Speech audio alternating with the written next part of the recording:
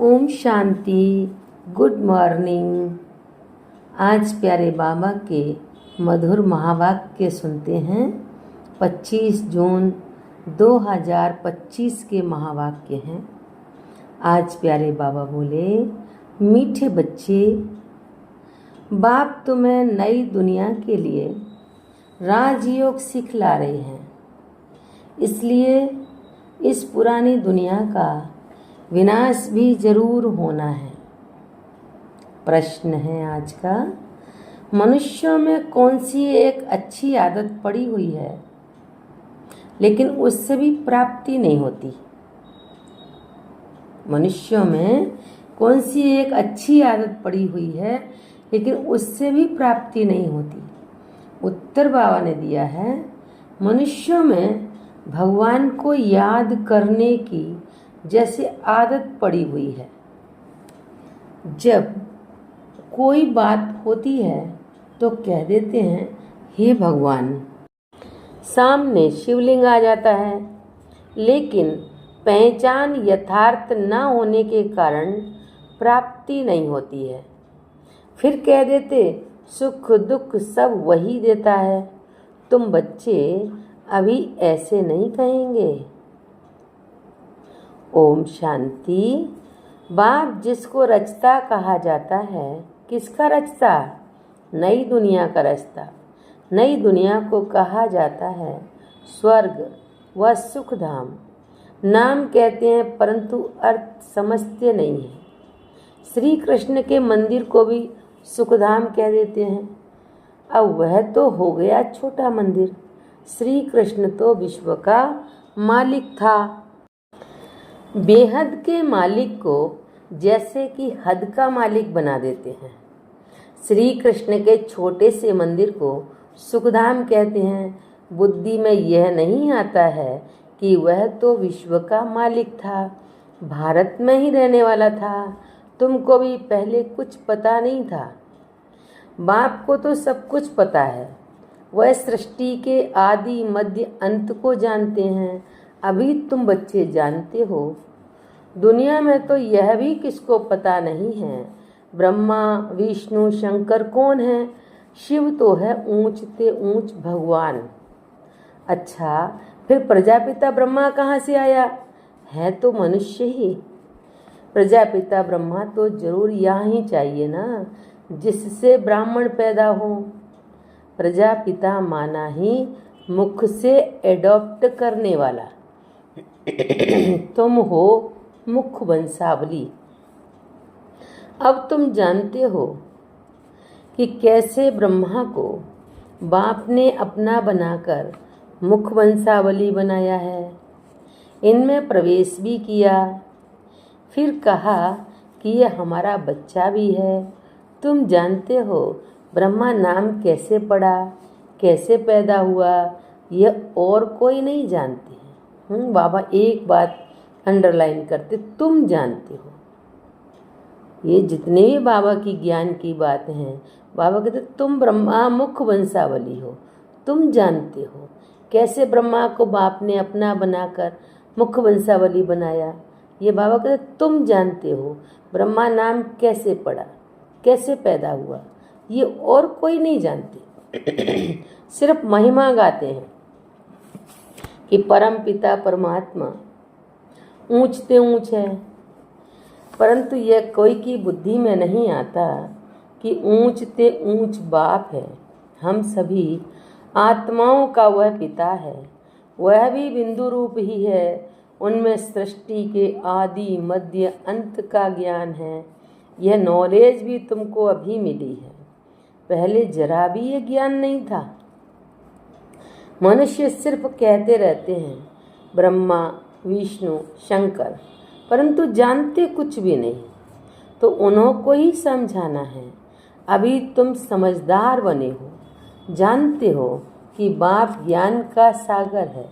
जो हमको ज्ञान सुनाते हैं, पढ़ाते हैं, यह राजयोग है ही सतयुग नई दुनिया के लिए। तो जरूर पुरानी दुनिया का विनाश होना चाहिए। उसके लिए ये महाभारत लड़ाई है।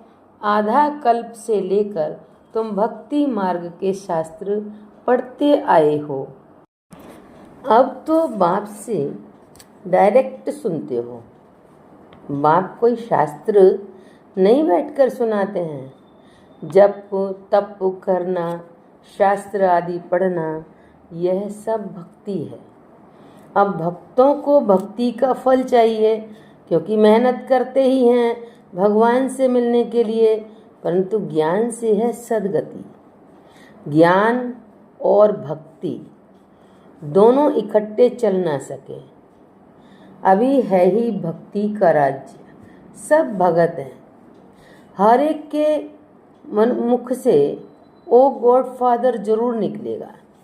अब तुम बच्चे जानते हो कि बाप ने अपना परिचय दिया है कि मैं छोटी बिंदु हूँ, मुझे ही ज्ञान का सागर कहते हैं। मुझे बिंदु में सारा ज्ञान भरा हुआ है। आत्मा में ही नॉलेज है।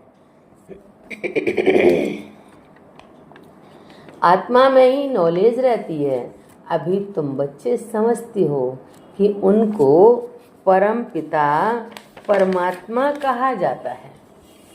वह है सुप्रीम सोल, अर्थात सबसे ऊंचते ऊंच पतित पावन बाप ही है। सुप्रीम है ना। मनुष्य हे भगवान कहेंगे तो शिवलिंग ही याद पड़ेगा, वह भी यथार्थ रीति से नहीं, एक जैसे कि आदत पड़ गई है कि भगवान को याद करना है। भगवान ही सुख दुख देता है। अभी तुम बच्चे ऐसे नहीं कहेंगे। तुम जानते हो कि बाप तो सुखदाता है। सतयुग में सुखधाम था, वहाँ दुख का नाम नहीं था। कलयुग में है ही दुख, यहाँ सुख का नाम ही नहीं। ऊंचते ऊंच भगवान, वह है सर्व आत्माओं का बाप।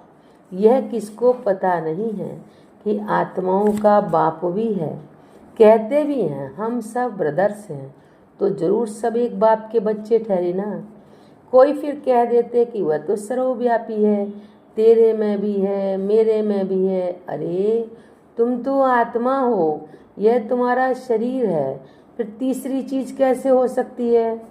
आत्मा को परमात्मा थोड़ी कहेंगे, जीव आत्मा कहा जाता है। जीव परमात्मा नहीं कहा जाता। फिर परमात्मा सर्वव्यापी कैसे हो सकता? बाप सर्वव्यापी होता तो फिर ब्रदरहुड हो जाता। फादर को फादर से वर्षा थोड़े ही मिलेगा, बाप से तो बच्चा ही वर्षा लेता है। सब फादर कैसे हो सकते? इतनी छोटी सी बात भी कोई की समझ में नहीं आती है।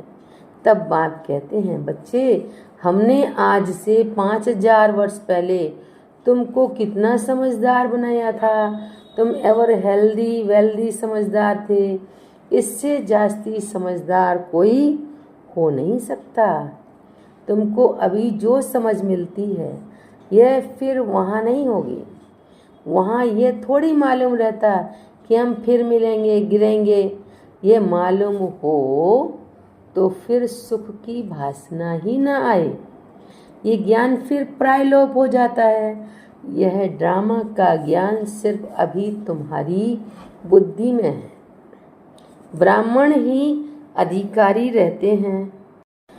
अब तुम्हारी बुद्धि में है कि अब हम ब्राह्मण वर्ण के हैं। ब्राह्मणों को ही बाप ज्ञान सुनाते हैं। ब्राह्मण फिर सबको सुनाते हैं। गायन भी है कि भगवान ने आकर स्वर्ग की स्थापना की थी, राजयोग सिखाया था। देखो श्री कृष्ण जयंती मनाते हैं, समझते हैं कि श्री कृष्ण बैकुंठ का मालिक था, परंतु वह विश्व का मालिक था। ये बुद्धि में नहीं आता।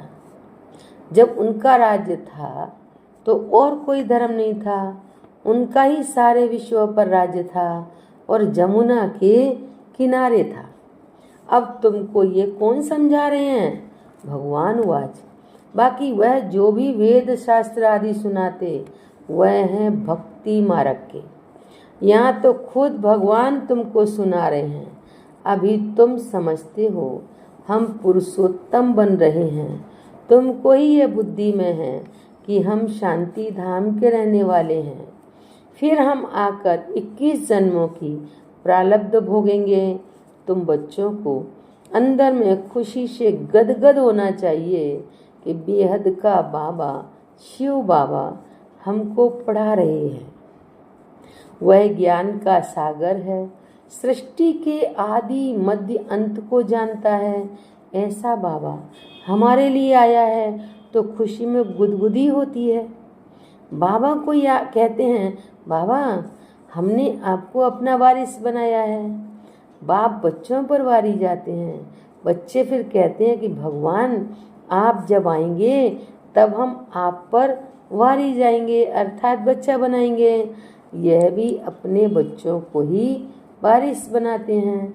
बाबा को वारिस कैसे बनाएंगे, यह भी गुह्य बात है। अपना सब कुछ एक्सचेंज करना इसमें बुद्धि का काम है। गरीब तो झट एक्सचेंज कर लेंगे, साहूकार मुश्किल करेंगे। जब तक कि पूरी रीति ज्ञान न उठावे इतनी हिम्मत नहीं रहती। गरीब तो झट कह देते, बाबा हम तो आपको ही वारिस बनाएंगे, हमारे पास रखा ही क्या है। वारिस बनाकर फिर शरीर निर्वाह भी अपना काम करना है, सिर्फ ट्रस्टी समझ कर रहना है। युक्तियाँ तो बहुत बताते रहते हैं, बाप तो सिर्फ देखते हैं कि कोई पाप कर्म में तो पैसे खराब नहीं करते। मनुष्य को पुण्य आत्मा बनाने में पैसा लगाते हैं, सर्विस भी कायदे से करते हैं। यह इनडायरेक्ट, यह बाबा पूरी जांच करेंगे, फिर सब राय देंगे कि कोई पाप कर्म में पैसे खराब तो नहीं करते हैं, पुण्यात्मा बनाने में पैसा लगाते हैं। ये बाबा पूरा जांच करेंगे, फिर सब राय देंगे। यह भी धंधे में ईश्वर अर्थ निकालते थे ना, कौन? ब्रह्मा बाबा। वह तो था इनडायरेक्ट, अभी बाप डायरेक्ट आए हैं। मनुष्य समझते हैं हम जो कुछ करते हैं उनका फल ईश्वर दूसरे जन्म में देते हैं। कोई गरीब दुखी है तो समझेंगे कर्म ही ऐसा किया हुआ है, अच्छे कर्म किए हैं तो सुखी हैं। बाप तुम बच्चों को कर्मों की गति पर समझाते हैं। रावण राज्य में तुम्हारे सब कर्म विकर्म ही हो जाते हैं। सत्युग और त्रेता में रावण ही नहीं, इसलिए वहाँ कोई कर्म विकर्म नहीं होता है। यहाँ जो कर्म अच्छे करते हैं उनका अल्पकाल के लिए सुख मिलता है, फिर भी कोई न कोई रोग खिटपिट तो रहती ही है, क्योंकि अल्पकाल का सुख है। अभी बाप कहते हैं यह रावण राज्य ही खत्म होना है, राम राज्य की स्थापना शिव बाबा कर रहे हैं। तुम जानते हो यह चक्र कैसे फिरता है। भारत ही फिर गरीब हो जाता है। भारत आज से 5000 वर्ष पहले स्वर्ग था। इन लक्ष्मी नारायण का राज्य था। पहले गद्दी इनकी चली थी। श्री कृष्ण प्रिंस, फिर स्वयंवर किया तो राजा बना, श्री नारायण नाम पड़ा। यह भी तुम अभी समझते हो तो तुमको वंडर लगता है। बाबा आप सारे रचता और रचना की नॉलेज सुनाते हो, आप हमको कितना ऊंच पढ़ाते हो। बलिहार जाऊं, हमको तो सिवाय एक बाप के और कोई को याद नहीं करना है। अंत तक पढ़ना है तो जरूर टीचर को याद करना पड़े। स्कूल में टीचर को याद करते हैं, उन स्कूलों में तो कितने टीचर्स होते हैं, हर एक दर्जे का टीचर अलग होता है। यहाँ तो एक ही टीचर है और वह भी कितना लवली है। बाप लवली, टीचर लवली। आगे भक्ति मार्ग में अंधश्रद्धा से याद करते थे, अभी तो डायरेक्ट बाप पढ़ाते हैं, तो कितनी खुशी होनी चाहिए।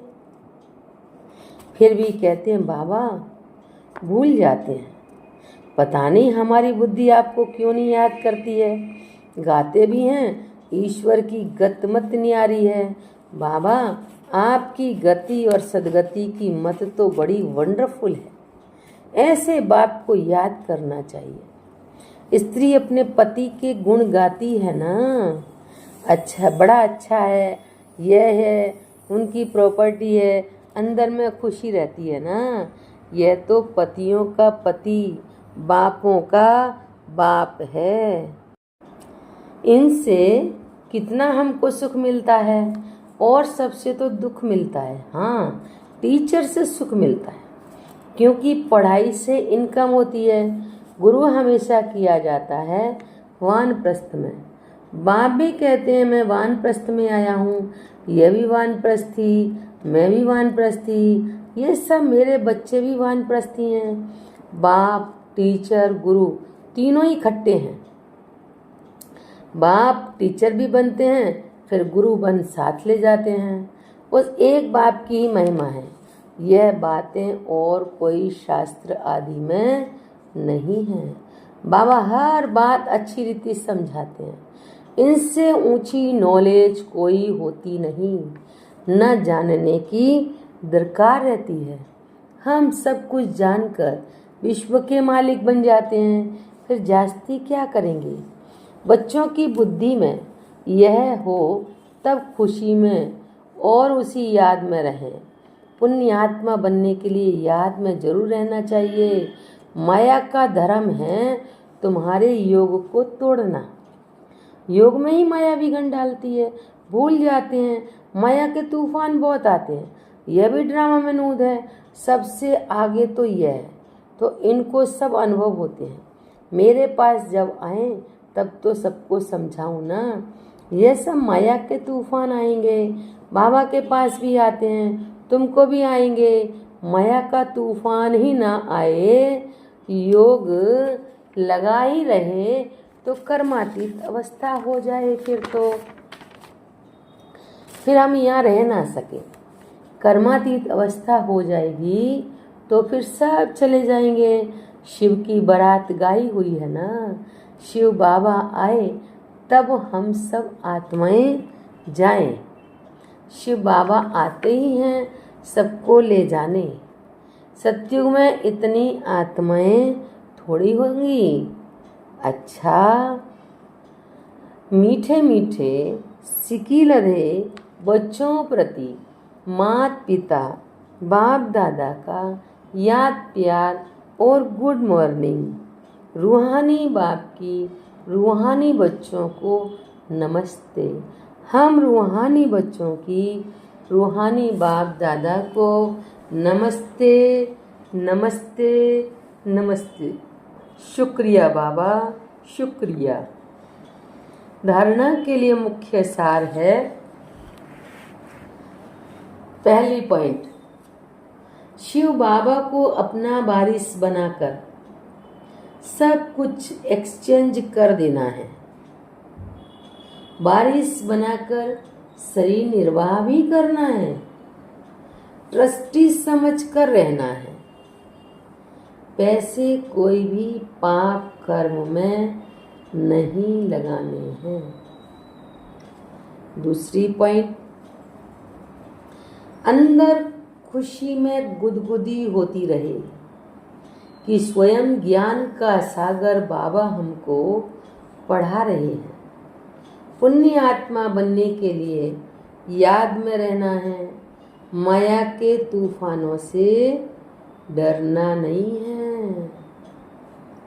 आज प्यारे बाबा ने वरदान दिया है, सत्यता के आधार पर एक बात को प्रत्यक्ष करने वाले निर्भय अथॉरिटी स्वरूप भव। स्पष्टीकरण है, सत्यता ही प्रत्यक्षता का आधार है।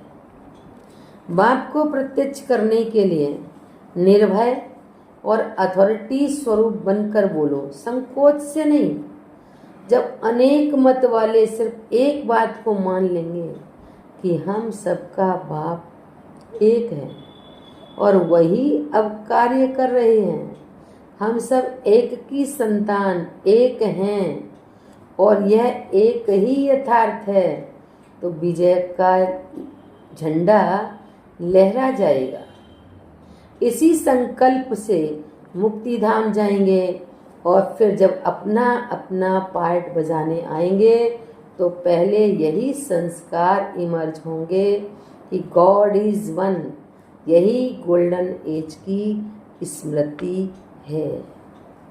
आज बाबा ने स्लोगन दिया है, सहन करना ही स्वयं के शक्ति रूप को प्रत्यक्ष करना है। सहन करना ही स्वयं के शक्ति रूप को प्रत्यक्ष करना है। अव्यक्त इशारे हैं। आत्मिक स्थिति में रहने का अभ्यास करो, अंतर्मुखी बनो।